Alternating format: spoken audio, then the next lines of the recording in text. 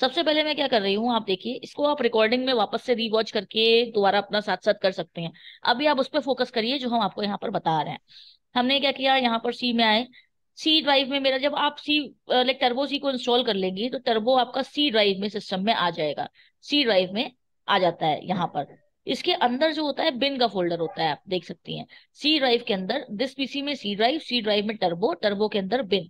बिन में जाने के बाद मैंने यहाँ पर एक फोल्डर बनाया है तो एक फोल्डर मैंने अपने सी ड्राइव में बना लिया है टर्बो के अंदर। अब मैं अपना सॉफ्टवेयर ऑन कर रही हूँ टर्बो सी का। इस टर्बो सी में यहाँ पर मैंने ओपन किया टर्बो सी प्लस प्लस, और ये जो पुरानी फाइल्स थी इसको मैं यहाँ से क्लोज कर देती हूँ सिंपली, इससे कोई फर्क नहीं पड़ता है। और ये जो स्क्वायर यहाँ पर बना हुआ है इस पे क्लिक करने से क्लोज हो जाता है।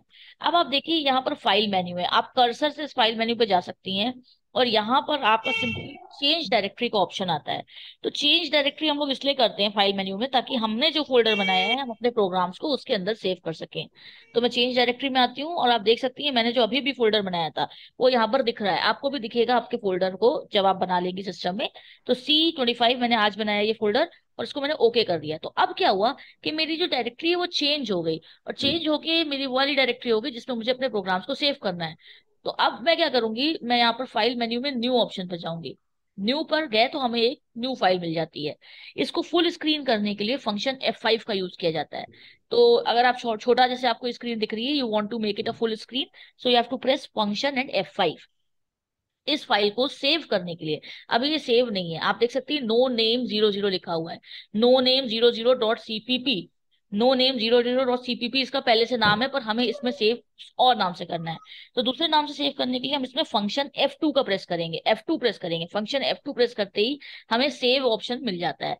तो यहाँ पर सबसे पहली बात तो हम इसका नाम चेंज करेंगे, पूरा डिलीट नहीं करना है, जो पाथ आ रहा था उसे रहने देंगे। हमने इसे pro1.c सेव किया।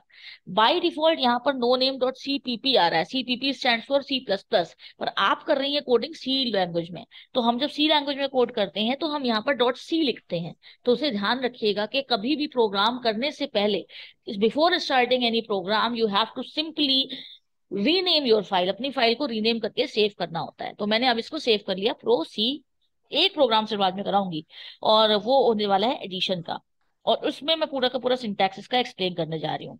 जस्ट अ सेकेंड, इसका पूरा सिंटैक्स में इस वाले प्रोग्राम में। अब जैसे ये आपकी विंडो के बाहर आप जब आती है तो ये विंडो छोटी हो जाती है। इस विंडो को फुल स्क्रीन करना है तो आप प्रेस करेंगे alt enter. To make this screen full screen आप क्या करेंगे, ऑल्ट एंटर प्रेस करती हैं तो ये पूरी विंडो पर आ जाता है। मैंने स्पेलिंग यहाँ पर गलत लिखी है, एडिशन। ओके, सो सबसे पहले मैं कोड करूंगी, फिर मैं उस कोड को पूरे तरीके से एक्सप्लेन करूंगी। सो हैश इंक्लूड stdio.h, इसको स्टूडियो बिल्कुल मत बोलिएगा, ये एसटीडियो है याद से। कभी कभी इस इंटर्न लाइक कंफ्यूज जाते हैं पढ़ते वक्त, नए सिरे से जब पढ़ रहा होता है कोई, तो ये एसटीडियो है। void main and then here I am taking integer a equals to 10, suppose b equals to 20, c equals to 0। मैं पूरा एक्सप्लेन करूंगी, बिल्कुल बेफिक्र रहिएगा।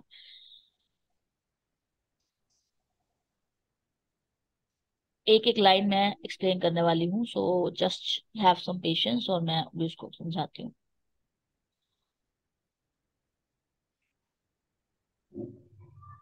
आप जैसे मैंने ये छोटा सा प्रोग्राम बना लिया है सी लैंग्वेज में।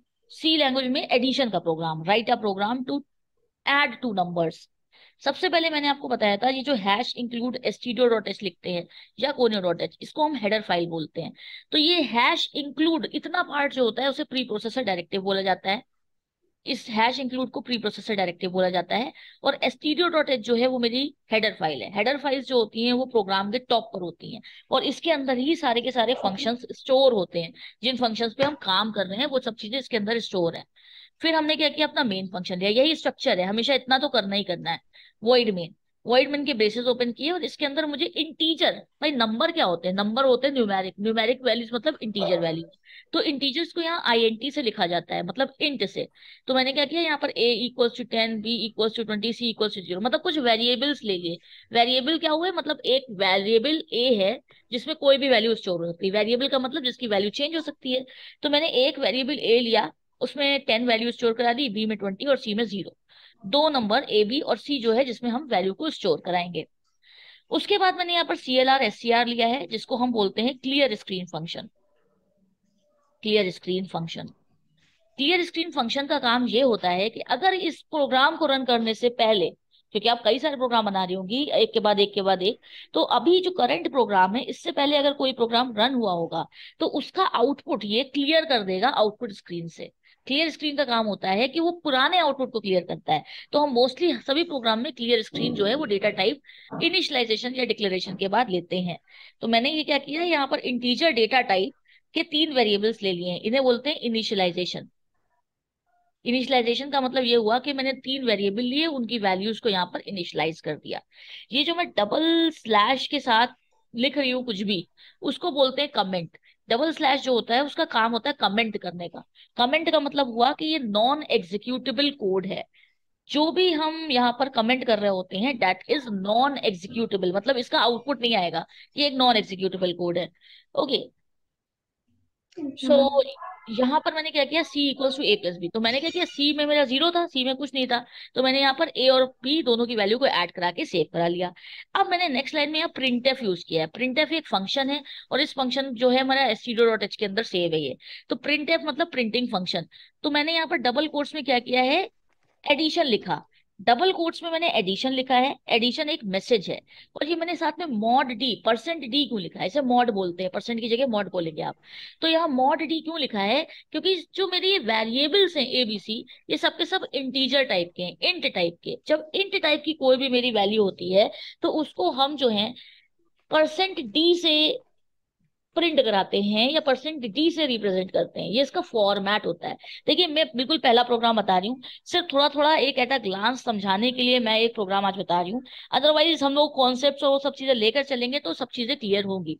तो एडिशन एक मैसेज है और मॉड डी मैंने इसलिए लिया है क्योंकि मुझे सी की वैल्यू प्रिंट करानी है और सी एक इंटीजर है।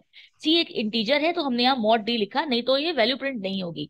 फिर कॉमा लगा के वो वेरिएबल दे दिया जाता है। तो जिस जिस वेरिएबल की वैल्यू प्रिंट होनी होती है उसको हम बिना डबल कोट्स के देते हैं।